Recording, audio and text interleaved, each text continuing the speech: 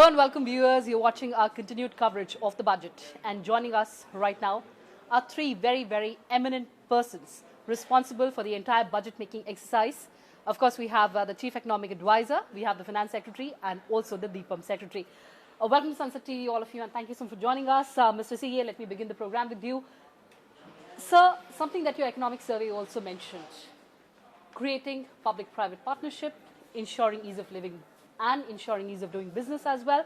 So today also your budget received a thumbs up, saying that it was a difficult balancing act, right from managing growths to also keeping the fiscal deficit under check. Do you think this budget has paved way what we've been talking about, the Amrit Kal? Without doubt, this budget has paved the way for Amrit Kal, because what the budget has done is to touch upon these very aspects that you just now mentioned. It does pursue both ease of living and ease of doing business through single business identifiers, common KYC, common approach to updating location, addresses, etc. And it puts more money in the hands of the people. It pursues green energy ambitions of India in a very systematic and targeted manner. So in all these ways, at the same time, it does all of these without sacrificing macroeconomic stability, because the timeline for meeting the fiscal deficit by 25-26 is maintained, and the emphasis on public investment is also there, and without necessarily crowding out the private sector. So in all respects, the budget actually enhances the case for steady and sustained economic growth in the coming years. All right, over to you, sir. So one of the challenges that we've been talking about, well, of course, is the inflation. In these troubled times, the geopolitical situation that we had, of course, India was successful in containing inflation to a great extent. The other problem, of course, is about employment. We've been talking about the multiplier impact as well. But so the recent layoffs that we are seeing, that, of course, sends jitters across the globe. So two things, inflation and employment. How does the budget address that? So first on inflation, Yes. the first thing that I would say is our institutional architecture now gives the primary role to the Reserve Bank on inflation and only a secondary role to the government. So the Reserve Bank has, I think, discharged that responsibility successfully, and that's why we are seeing a steady decline in both the consumer price index and the wholesale price index in recent months, following the steps which the Reserve Bank took in terms of changing interest rates and amending their credit policy.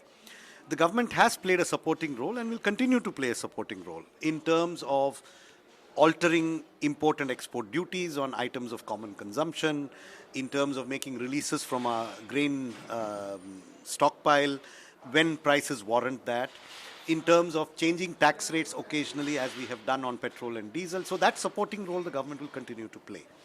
And I think inflation is moderating, and I think the next year is likely, most probably, and I think the Chief Economic Advisor would agree, to be better than last year, unless something unforeseen or which is big and exogenous happens. Barring that, I think the next year is going to be better in terms of inflation control. Coming to employment, there are a number of steps in this budget to promote employment. First, I think the massive expansion of capital expenditure over the last 3 years, from 5.5 to now 10 lakh crores, is in and of itself a very big generator of employment, and not just employment, it is employment of the semi-skilled and unskilled variety, because the construction sector is one of the biggest employers of the semi-skilled. And I think that is a big fillip that we are giving to employment in the economy. Second, there is the scheme that was announced of extra credit to micro and small enterprises, 2 lakh crores at a reduced cost of borrowing. And these are the most employment-intensive enterprises in the country. So when they invest more, the expected employment impact is far more than when a similar investment is made by large corporations. And then there are a number of other measures for training, skilling, nursing colleges. So there's a whole list. So I think there is a lot in the budget to promote gainful employment as well as to control inflation. So another point I'd like to touch upon is the private investment, of course. Since a very long time, we've been complaining that private investment has remained muted. Do you think this budget propels the private investment and the capex that we're talking about? I think it does everything that the government can do to propel private investment. There are things that the government can do, and there are things only others can do. But I think whatever the government can do to induce private capital investment, the budget, I think, has done to a very large extent. And I would say that, again, I'm taking a cue from the economic survey. I think there are incipient signs of that beginning to trigger a revival in private capital investment. Lastly, about the startups, sir. The economic survey again mentioned about, they have to come back to India, make India as their base. This year's budget and the startups. Well, there are some tax proposals for startups. The date by which startups can register for a tax exemption has been extended by 1 year. And we've also provided for an elongation of the period during which they remain tax-free. So these are two important tax proposals for startups.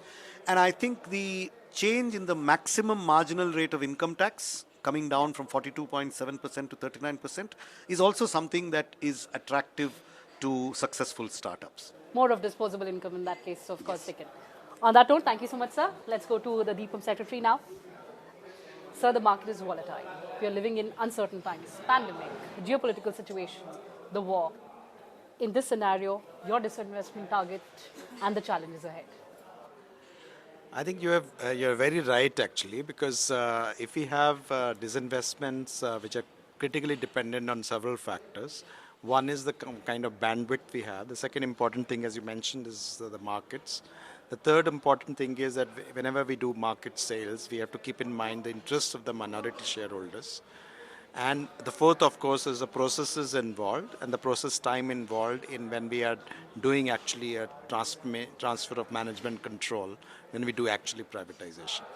So taking into consideration all these factors, the one is the disinvestment target has been kept at a reasonable practical level based on borne out of our experience.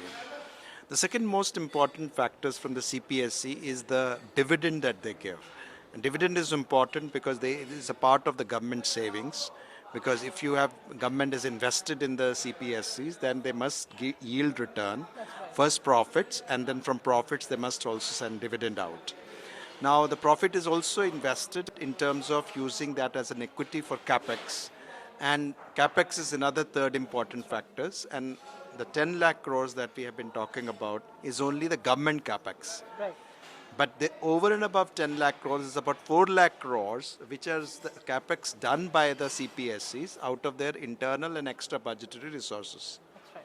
So therefore, I think that's a very important, again, providing a fillip to the capital spending, and in turn to the generation of inducement of private capital formation. Because if the government spends, there are a whole lot of investments which take place in private sector, and also generate a whole lot of jobs. Because as Finance Secretary mentioned, so much of employment intensity of construction and infrastructure. So therefore, I think we are looking at in a holistic way three things, and from actually Deepam's side.